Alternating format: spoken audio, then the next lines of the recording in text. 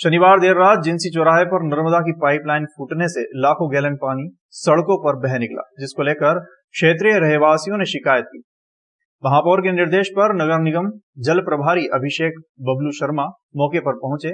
इस दौरान लाखों गैलन नर्मदा जल व्यर्थ में बह गया, जिसको लेकर क्षेत्रवासियों में भी खासा आक्रोश देखने को मिला।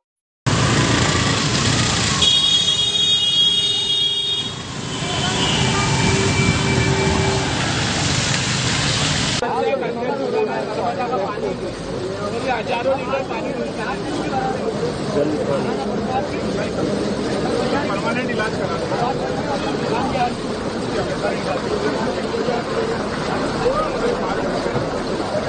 यहाँ पे बहुत देर से पानी लीकेज हो रहा है। सीएम हेल्पलाइन पे भी कंप्लेंट कर दी है, कमिश्नर मैडम को भी कंप्लेंट कर दी है, अभी तक कोई अधिकारी नहीं आए। और ये समस्या इस क्षेत्र की बहुत पुरानी है, ट्रम लाइन बहुत पुरानी है। हमेशा यहाँ पे हजारों लीटर पानी वेस्टेज होता है। इंदौर के अंदर पानी की इतनी समस्या है, उसके बावजूद भी इस क्षेत्र के अंदर इतना पानी वेस्टेज हो रहा है। हमेशा यहाँ से लीकेज कभी नहीं सुधार पाए।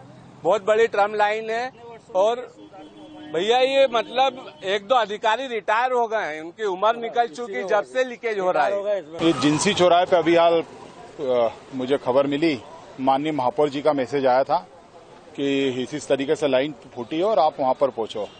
तो राजेंद्र नगर था, मैं एक कार्यक्रम में वहां से तुरंत यहाँ आया तो आके देखा कि काफी पानी यहाँ पर बहा है। संबंधित सभी अधिकारियों से बात करा और हमारा मेंटेनेंस का काम जो राम की देखती है उनके सभी जिम्मेदार अधिकारियों को भी बुलाया है। इसमें जो वॉल लगना है उनको हम अरेंज कर रहे हैं और जल्द से जल्द इसके ऊपर काम चालू कर इस लाइन को और इन वॉल को सुधारेंगे। यहाँ पे 2 वॉल डैमेज है, ऐसा पता चला, दोनों को हम सुधारेंगे। बिल्कुल ये अभी हाल सुनने में आया है और जैसे उनको पता चला, जो यहाँ के क्षेत्र के हमारे जोन के अधिकारी हैं वो पहुंचे भी है। जिन्होंने फोन नहीं उठाया उनसे बात करेंगे।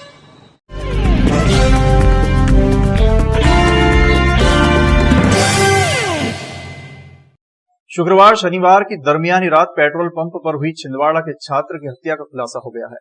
अपनी बाइक में पहले पेट्रोल भरवाने जैसी छोटी सी बात पर हुआ विवाद एक छात्र की जान ले बैठा। पुलिस ने महज कुछ ही घंटों में हत्याकांड का खुलासा कर आरोपियों को गिरफ्तार कर लिया है। आरोपियों ने अपना जुर्म कबूल कर लिया है। जानकारी के मुताबिक मृतक खुद नशे की हालत में था। उसने ही पहले विवाद की शुरुआत की थी और लक्की नामक युवक को थप्पड़ मारा था। उसके बाद ही बदमाश लक्की अपने साथियों के साथ गौरव पर टूट पड़ा और चाकू से हमला किया। घायल गौरव ने इलाज के दौरान दम तोड़ दिया और आरोपी फरार हो गया। आरोपियों ने पेट्रोल पंप पर पेट्रोल डलवाने के लिए डिजिटली पेमेंट किया था। यहीं से पुलिस को आरोपियों का सुराग मिल गया और उसके बाद आरोपियों को एक के बाद एक करके गिरफ्तार कर लिया गया। पुलिस ने आरोपियों के कब्जे से चाकू और 2 पहिया वाहन बरामद कर लिए हैं। हत्याकांड में शामिल मुख्य आरोपी लक्की पर पूर्व में भी कई अपराध दर्ज हैं। कल रात को जब गणेश विसर्जन कार्यक्रम चल रहा था, उसी ड्यूरेशन में चंद्रावत पेट्रोल पंप के ऊपर पेट्रोल भरवाने गए हुए युवकों में आपसी में लगभग 2 बजे विवाद हुआ, जिस पर एक ग्रुप ने इकट्ठे होकर एक लड़के को चाकू से हमला किया, जिससे उसकी मृत्यु हुई है। रात को लगभग 2 बजे ये घटना हुई है और पुलिस को जब सूचना मिली तो लगभग 6 घंटे के अंदर उस वारदात को घटना करने वालों को ट्रेस किया। पहले तो वो पेट्रोल पहले मैं भरवाऊंगा उसके ऊपर इनका विवाद हुआ है। कोई बड़ा कारण नहीं था, किंतु उसी के ऊपर इन्होंने उत्तेजित होकर ये घटना घटित की। सर, ट्रैक कैसे किया आरोपियों का? हाँ, ये बड़ा इम्पोर्टेंट आपने पूछा ये।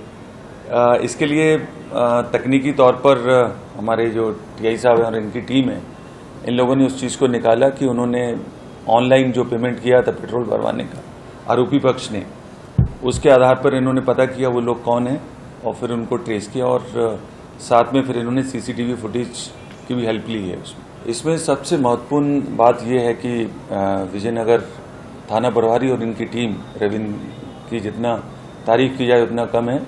लगभग 18 घंटे अथक जहाँ की ड्यूटी में ड्यूटी करने के बाद एक ऐसी स्थिति निर्मित हो गई थी कि मैं खुद इनके साथ ड्यूटी में शामिल था कि खड़े होना संभव नहीं हो रहा था।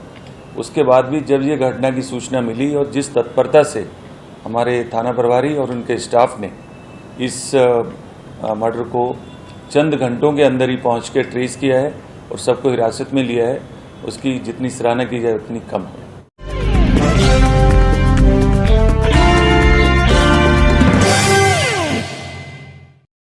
हरियाणा के 10 शातिर बदमाशों को इंदौर में वारदात को अंजाम देने की फिराक में 10 देशी पिस्टल के साथ क्राइम ब्रांच ने गिरफ्तार किया है। बदमाश इंदौर में वारदात को अंजाम देने की फिराक में थे। इनमें से एक आरोपी पर हरियाणा में 10,000 का इनाम भी घोषित किया गया है। क्राइम ब्रांच को सूचना मिली थी कि बाणगंगा इलाके के एमआर इलाके में 10 शातिर बदमाश किसी वारदात को अंजाम देने की फिराक में है। मुखबिर की सूचना के बाद एक टीम गठित की गई और आरोपियों को घेराबंदी कर पकड़ लिया गया। वहीं पुलिस इस बारे में उनसे पूछताछ कर रही है और जानकारी भी जुटा रही है कि आरोपी ये देसी पिस्टल किस जगह से लाए हैं। हमारे पुलिस आयुक्त महोदय द्वारा एक ऑपरेशन प्रहार चलाया जा रहा है जो पिछले करीब 3 महीने से कंटिन्यू है। उस ऑपरेशन प्रहार के तहत हमें काफ़ी सफलताएं मिली हैं, जिसमें स्मैक है, चरस है, गांजा है, भांग है, अवैध हथियार है। अवैध हथियार तो करीब 400-500 हो गए हैं। उसी तारतम्य में माननीय पुलिस आयुक्त महोदय को कोई सूचना मिली थी। उस सूचना की तस्दीक के लिए उन्होंने हमारे अतिरिक्त पुलिस उपायुक्त महोदय को बताया और हमारी टीम को लगाया इसमें।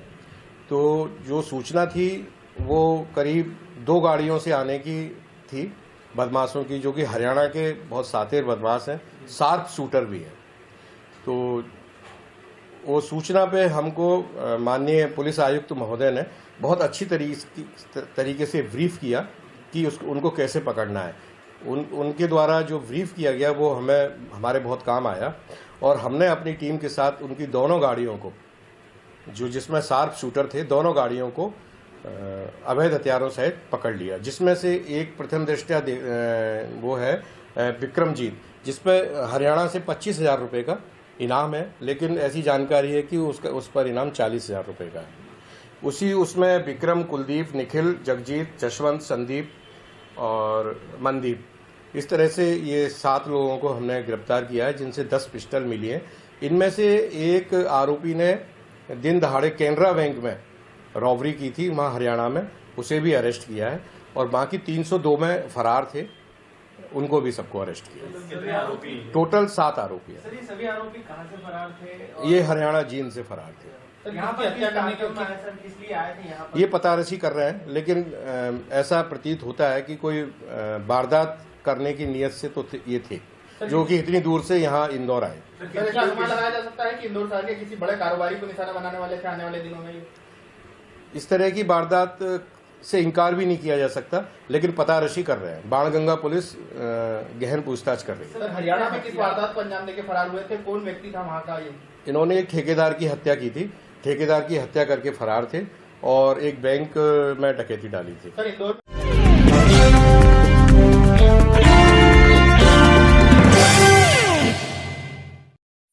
भाद्रपद की पूर्णिमा से शुरू होकर अश्विन माह की अमावस्या तक रहने वाले पितृपक्ष अमावस्या तिथि को समाप्त होते हैं। वहीं इस पितृपक्ष के दौरान आज इंदौर के हंसदास मठ और कृष्णपुरा क्षत्रि पर सामूहिक तर्पण कार्यक्रम आयोजित किया गया, जिसमें कोरोना में दिवंगत हुए लोगों के साथ ही देश के शहीदों का तर्पण कर श्राद्ध किया गया और सुख शांति का आशीर्वाद प्राप्त किया। हंसदास मठ में पिछले कई सालों से तर्पण श्राद्ध पक्ष में कराया जाता है। इस तरह से तर्पण करने से एक और जहां दिवंगतों के प्रति श्रद्धा व्यक्त होती है, वहीं तर्पान को लेकर पुजारी ने बताया कि श्राद्ध पक्ष में सभी लोग अपने पूर्वजों का तर्पण करते हैं। एक सामाजिक संस्था के द्वारा निःशुल्क तर्पण कार्यक्रम आयोजित किया जाता है, जहां पर लोग अपने पूर्वजों का तर्पण निःशुल्क कर सकते हैं। 10 सितंबर से लेकर 26 सितंबर तक 16 दिन का जो श्राद्ध पक्ष होता है, उसमें सामूहिक निःशुल्क तर्पण श्रद्धा सुमन सेवा समिति के तत्वाधान में श्री हंस बिठाधीश्वर श्री महंत रामचरण दास जी महाराज के पावन सानिध्य में और पंडित पवन तिवारी जी के आचार तत्व में यह आयोजन हो रहा है। उसमें प्रतिदिन 400 से 500 पितृ का तर्पण करने वाले बैठते हैं और पितृ तर्पण का बहुत महत्व है, क्योंकि हमारा जीवन 7 पीढ़ी तक जुड़ा रहता है। 7 पीढ़ी तक के पितृ हमको याद करते हैं और अपने पितरों के प्रति श्रद्धा ही श्राद्ध है। श्राद्ध करना का मतलब नहीं कि पूरी और सब वो खाते हैं, ये सब प्रतीकात्मक रूप है, विश्वास है अगर अपन पितरों को मनाते हैं तो निश्चित ही हमारे परिवार में सुख शांति होती है, वंश की वृद्धि होती है।